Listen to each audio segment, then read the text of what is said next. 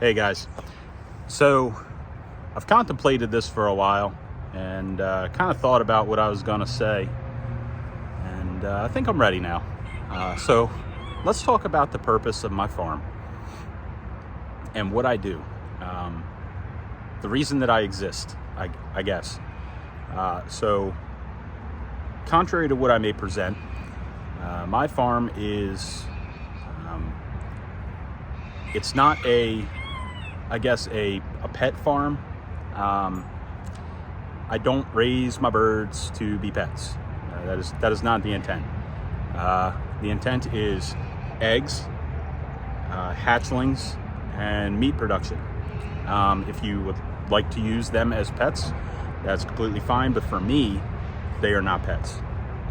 The birds that I have are mostly all heritage breed birds, with the exception of my runner ducks and maybe my cayugas, khaki Campbells, and my chickens. So none of my birds except my Muscovies go for meat production. So let's take a walk around and and I will show you the breeds that I have. So I'm gonna go ahead and spin this around and we'll take a look. All right, so these are my Muscovies. They have a nice big pen area that goes all the way over there to that trailer that they all like to hang out underneath. Muscovies are a meat breed here in the United States and most of the world, actually. They're very, in terms of temperament, they're a very docile breed. They're pretty friendly. They're not scared. There's been plenty of times where I'm in here refilling this and I'm literally tripping over them because they're not scared of you. They're very, very tame, very tempered. They're just a pretty good breed to have around. If you're looking for kind of a quiet duck, these ducklings, they're still kind of ducklings, even though they're about 3 months old.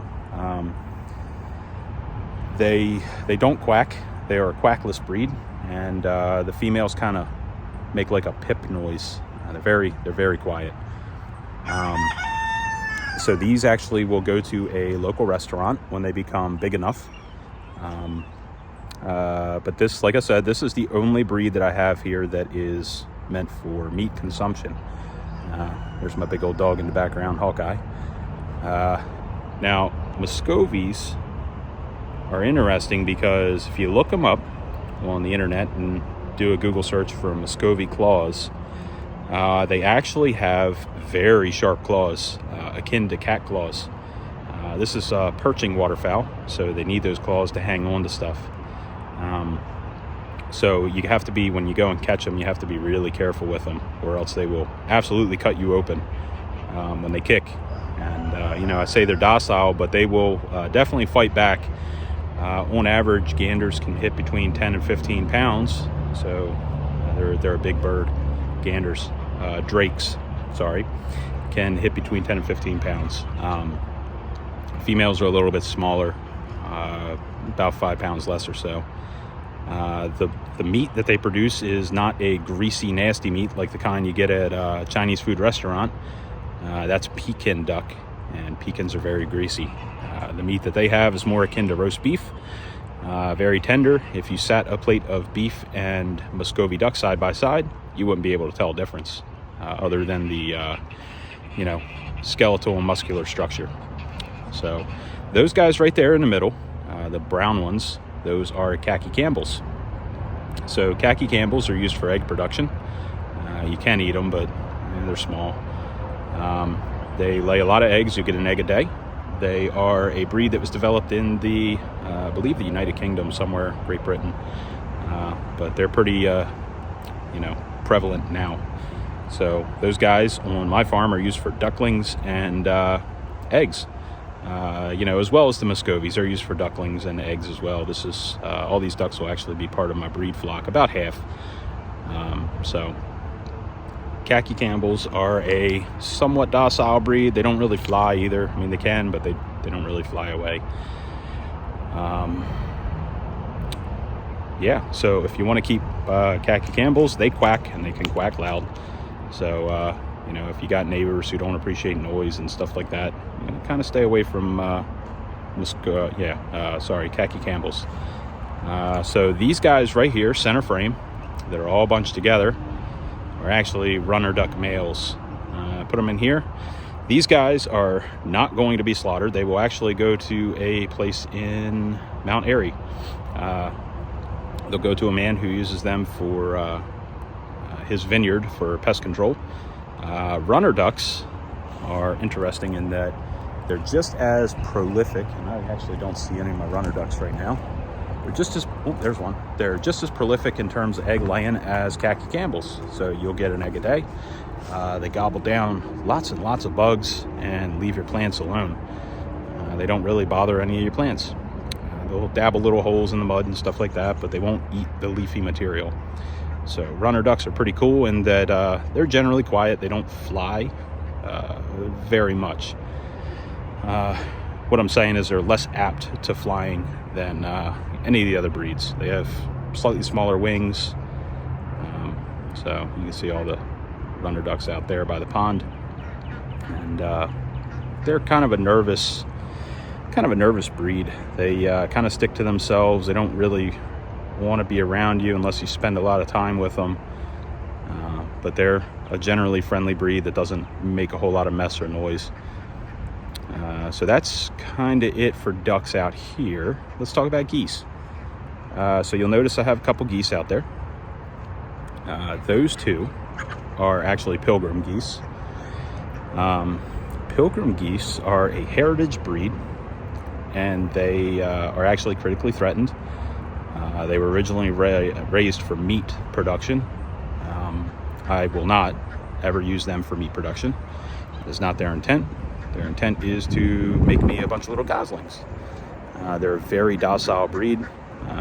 Even for the ganders, I could go out there and grab one and kind of pet him, and you know, just he's not going to raise a whole lot of fuss. So very friendly. They're not apt to attack you.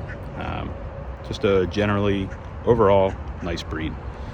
Out further, out behind those pilgrims and over here, I have American buff geese. So American buff geese are another critically threatened breed of goose.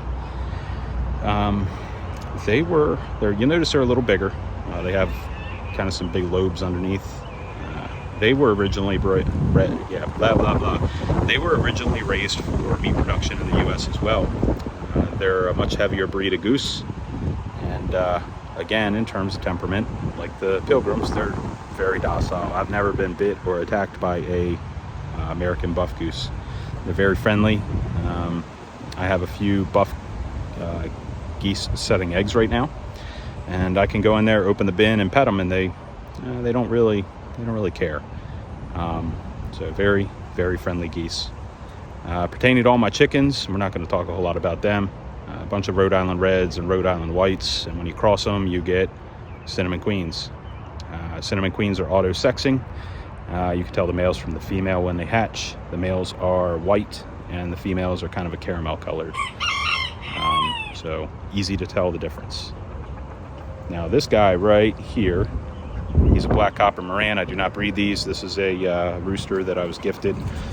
He's actually going to be leaving soon. I have no intent to cross him with any of my birds. So let's take a walk up front and have a look at some of the other geese that I have.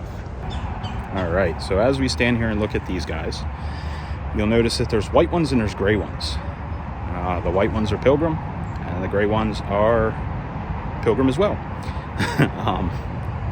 So, like I said, Pilgrim are auto-sexing. Males come out with a kind of a pinkish orange bill, and females come out with a dark olive bill. So on hatch, you can tell the difference.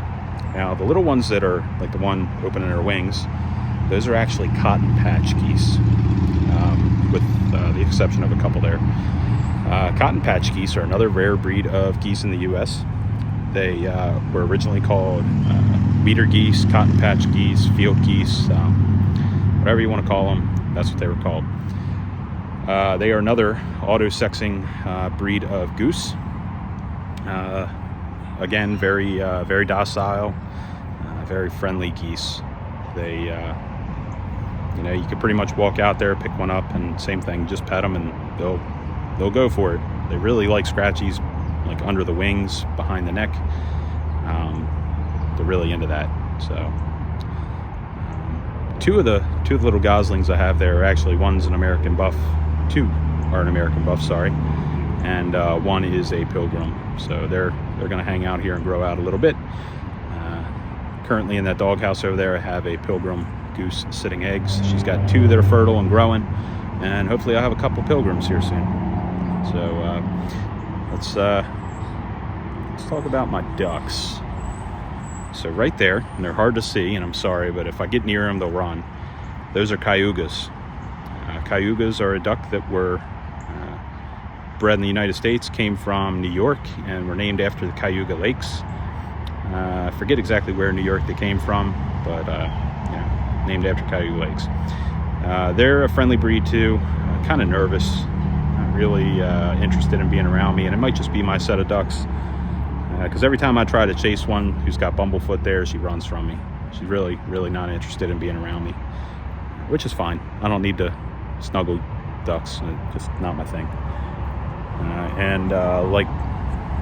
Like in the other pen, behind that branch there, and again, hard to see, there are more khaki Campbells.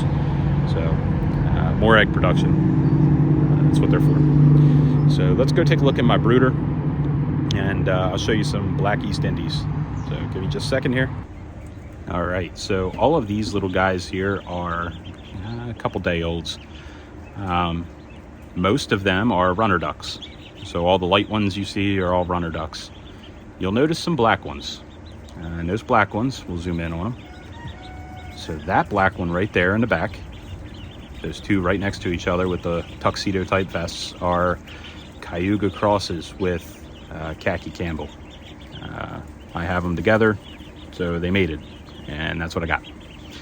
They're adorable, aren't they? You'll notice this little guy right here who's running around by himself. This is a black East Indie.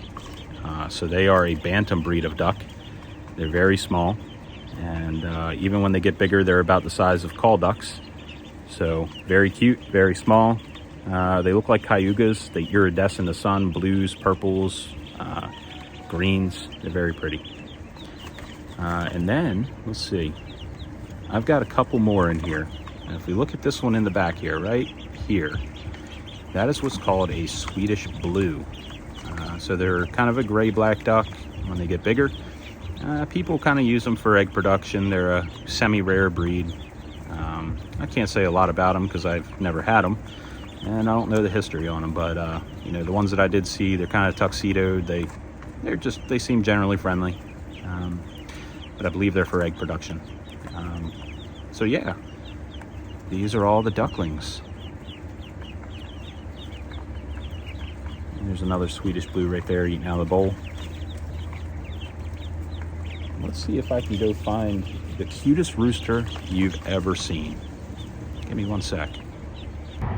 All right, so these guys right here, not that big white one, these guys right here are what's called Old English game.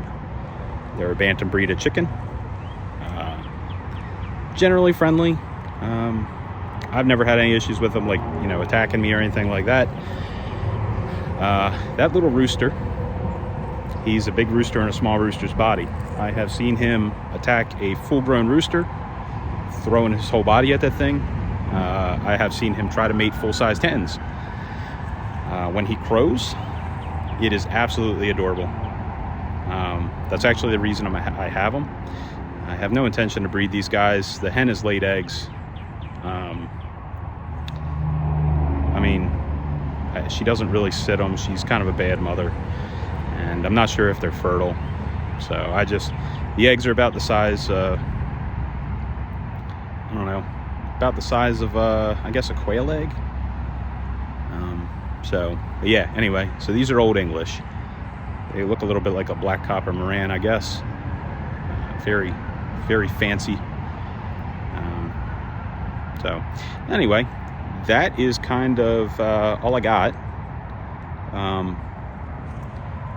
So yeah, I figured I give you kind of a tour around. Like I said, not a lot of my birds are used for meat. I am not a petting zoo. I am not here to produce like meat. I don't slaughter all my birds.